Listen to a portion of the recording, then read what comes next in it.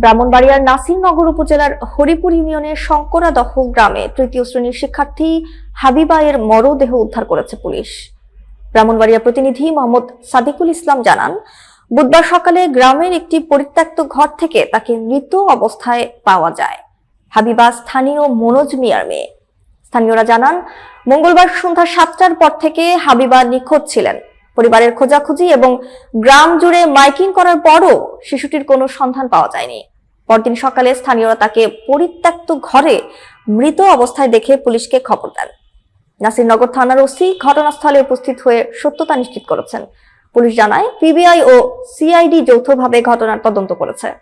সন্দেহভাজন হিসেবে পরবর্তী এলাকার দুলাল নামের এক ব্যক্তিকে আটক করা হয়েছে। শিশুটির মরদেহ ময়নাতদন্তের জন্য মর্গে পাঠানো হয়েছে।